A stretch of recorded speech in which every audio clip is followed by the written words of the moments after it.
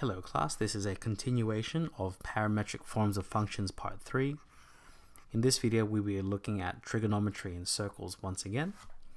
But in the previous video we used the identities of cos theta equals x, sine theta equals y, and the unit circle x squared plus y squared equals 1.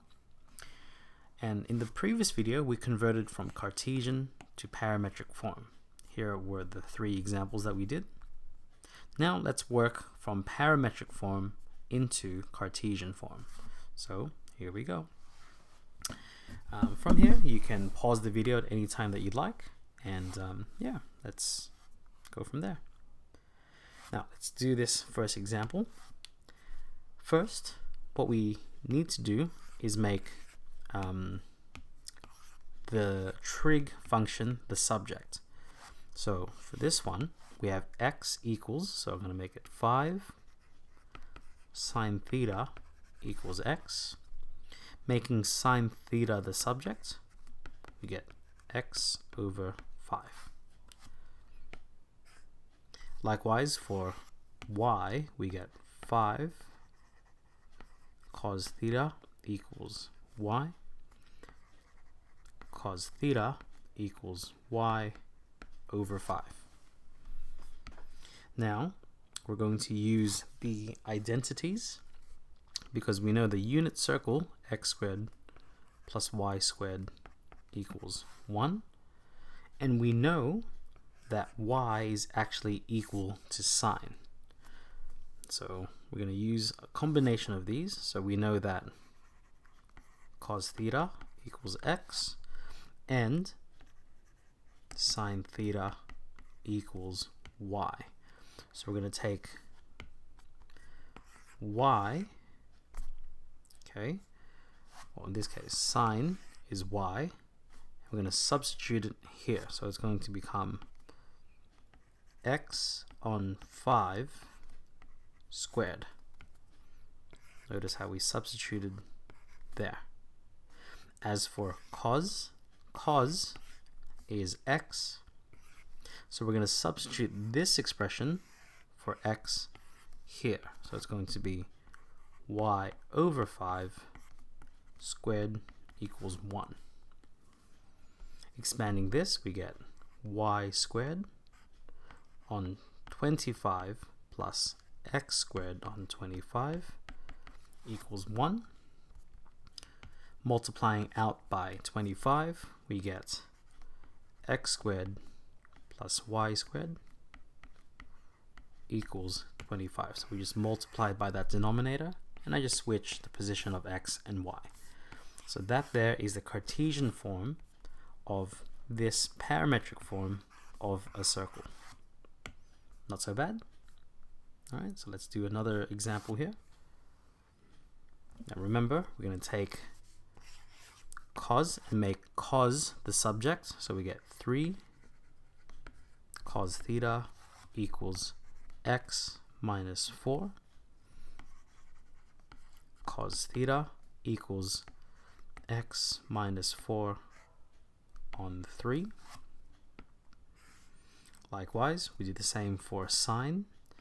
3 sine theta equals y minus 3.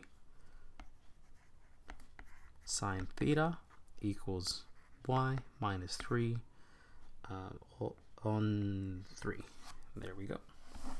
Now, if you found this rather confusing, what you can do first actually is square both sides. You can get cos squared theta equals x minus 4 squared on 9.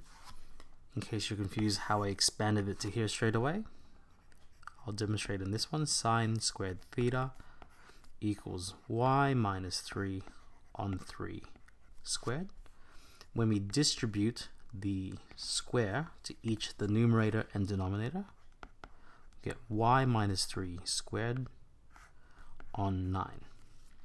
Now that we have cos squared and sine squared, we can use another Pythagorean identity, sine squared theta plus cos squared theta equals 1. Using this, we can do the exact same thing of substituting, because now look, sine squared is this expression here. So we get y minus 3 on 9. This was all squared. Likewise, with cos squared, that's also x minus 4 squared on 9 equals 1. Multiplying everything by 9 and just rearranging x and y. X minus 4 squared plus y minus 3 all squared equals 9. So this here is the Cartesian form of this parametric form of an equation, of a circle, sorry. Okay, so that's a alternative way you can think of it. Okay, so let's keep moving forward. You can pause the video and give this last one a go yourself. Let's go a little bit faster now. We get cos theta equals x minus 3 and sine theta equals y plus 2. I'm going to square both sides now just to make it a little bit easier for me later on. Sine squared theta. Using the Pythagorean identity, sine squared theta plus cos squared theta equals 1. Substituting these, we get y plus 2 squared plus x minus 3 squared equals 1. And that there is already arranged for us. So just to make it a little bit neater, we'll make x first, y next, put the plus, equals 1. So that there is the Cartesian form of a circle, of this parametric form of the same circle. So I hope that gave you an insight into converting parametric forms of circles into their equivalent Cartesian form. Hope to see you in the next video. Best of luck.